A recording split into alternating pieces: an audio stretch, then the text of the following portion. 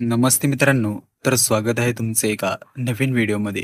जर तुम्ही या चॅनलवरती नवीन असाल, तर या चॅनलला सबस्क्राईब करा आणि व्हिडिओ आवडल्यास व्हिडिओला लाईक आणि शेअर अवश्य नक्की करा. चोर आहेत हे सर्व, पूर्ण रात्रच चोरांची आहे.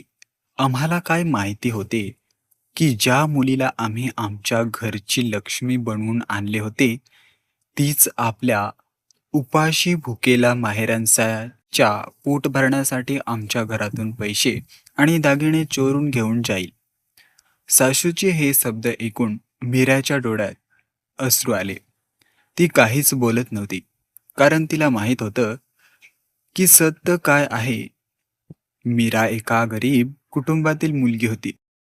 तिचे वडील गावात मजुरी करत होते आणि आई दुसऱ्यांच्या घरात काम करून संसार चालवत होती. अनेक वर्षांच्या कष्टानंतर मीराचे लग्न एका श्रीमंत घरातील मुलाशी लग्न झाले होते. लग्नाच्या वेळी तिच्या सासूने तिला घरात आणताना सगळ्यांसमोर म्हटले होते, आजपासून तू या घरची लक्ष्मी आहेस. तुझ्या पावलाने आमच्या घरात सुख समृद्धी येईल. ते शब्द ऐकून मीराच्या डोळ्यात आनंदाचे अश्रू आले होते. तिने मानाशी ठेवले होते की ती या घराला आपलेच घर समजून सर्वांची सेवा करेल. लग्नानंतर काही दिवस सगळे व्यवस्थित होते. मीरा पहाटे उठून घरातील सर्व कामे करायची, सासू सासऱ्यांची काळजी घ्यायची आणि नवऱ्याला कामावरून पाठवायची. पण तिच्या मनात एकच चिंता होती, ती म्हणजेच तिचे माहेर. तिचे वडील आजारी पडले होते आणि आईकडे औषधांसाठी पैसेही नव्हते. एके दिवशी आईचा फोन आला आणि तिने रडत म्हणाली, बाळा, बाबांची तब्येत खूपच खराब झाली आहे. डॉक्टरांनी औषध सांगितले आहेत, पण माझ्याकडे पैसे नाहीत. हे ऐकून मीराच्या काळजाचा ठोका चुकला. तिने आपल्या नवऱ्यालाही माहेरी थोडी मदत करण्याची विनंती केली, पण नवऱ्याने रागाने सांगितले, तुझ्या माहेरची जबाबदारी माझी नाही. आपल्या घरातील पैसे तिथे देण्याचा प्रश्नच नाही.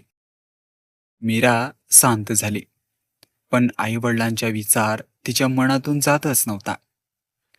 तिने स्वतःच्या बचतीतून काही पैसे माहेरी पाठवले. हे तिच्या सासूच्या लक्षात आले आणि तिच्या मनात मीराबद्दल संशय निर्माण झाला. सासूने घरातील इतर लोकांनाही सांगितले की ही मुलगी दिसते तशी साधी नाही आहे. हिचे लक्षण आपल्या घरातील पैशांवर आहे. मीराला याची कल्पनाही नव्हती. काही दिवसांनी घरातील कपाटात ठेवलेले 5 लाख रुपये अचानक गायब झाले. पैसे गायब झाल्याचे समजताच संपूर्ण घरात खळबळ सुरू झाली. सासूने सर्वात आधी मीराकडे बोट दाखवले. पैसे तूच घेतले आहेस, तुझ्या माहेरी पाठवले आहेस आणि आता खोटे बोलतेस, अशी ती जोरात ओरडली. मीराने हात जोडून सांगितले, आई, मी गरीब घराचे आहे म्हणून माझ्यावर चोरीचा आरोप करू नका. मला माझ्या आईवडिलांची काळजी आहे, पण मी तुमच्या घरातून एकही रुपया घेतला नाही. तिचा नवरा देखील तिच्यावर संशय घेऊ लागला. मीराने कितीही विनंती केली तरी कुणीही तिच्यावर विश्वास ठेवत नव्हते. शेवटी मीराने स्वतःचे म्हणणे, जर मी चोरी केली असेल तर मला शिक्षा द्या, पण जर मी निर्दोष असेन तर मला खरा चोर शोधा.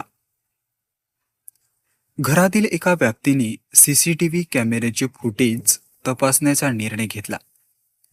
रात्री फुटेज पाहताना सगळे शांत झाले. कॅमेऱ्यात स्पष्ट दिसत होते की मध्यरात्री घरातीलच 2 व्यक्ती कपाटाजवळ गेल्या होत्या. त्यांनी कपाट उघडले तर 5 लाख रुपये बाहेर काढले आणि ते एका बॅगेत लपवले. त्यानंतर त्यांनी मीरावर चोराचा आरोप व्हावा म्हणून तिच्या खोलीजवळ काही नोटा टाकल्या होत्या. हे दृश्य पाहताच मीराचा नवरा स्तब्ध झाला. सासूच्या हातातून मोबाईल खाली पडला. खरा चोर घरातीलच माणूस असल्याचे समोर आले. त्यांनी मीरावर आरोप करून स्वतःची चोरी लपवण्याचा प्रयत्न केला. सगळ्यांसमोर सत्य आल्यानंतर सासू मीराजवळ आली आणि तिच्या डोक्यावर हात ठेवून रडली. मला माफ कर. तू या घरात आल्यापासून आम्हाला आपलं मानून जगत होतीस, पण आम्हीच तुझ्यावर संशय घेतला. तू खरंच या घरची लक्ष्मी आहेस. असे म्हणत तिने मीराची माफी मागितली. मीराच्या डोळ्यातून अश्रू वाहत होते. ते म्हणाले, मला तुमच्याकडून काहीही नको. फक्त माझ्या आई वडिलांना गरीब आहेत म्हणून चोर समजू नका. त्यांच्या पोटासाठी मला काही करावं लागलं तरी मी मेहनत करेन, पण चुकीचा मार्ग कधीच निवडणार नाही. मीराच्या या शब्दांनी सगळ्यांचे डोळे पाणावले. तिच्या नवऱ्यालाही आपल्या चुकीची जाणीव झाली. त्यांनी मीराची माफी मागितली आणि तिच्या आईवडिलांची जबाबदारी स्वीकारण्याचे वचन दिले. त्या दिवसानंतर मीराला कोणीही गरीब घरची मुलगी म्हणून पाहिले नाही. उलट सगळे तिचा आदर करू लागले. कारण त्या दिवशी सगळ्यांना एक गोष्ट समजली होती. घरात पैसा असला म्हणून घर श्रीमंत होत नाही. घरात प्रामाणिक, प्रेमळ आणि त्यागी माणसं असतील तरच ते घर खऱ्या अर्थाने श्रीमंत असतं. ही कथा तुम्हाला कशी वाटली? जर आवडली असेल तर या व्हिडिओला लाईक करा आणि असेच नवनवीन व्हिडिओ पाहण्यासाठी या चॅनलला सबस्क्राईब नक्की करा. धन्यवाद.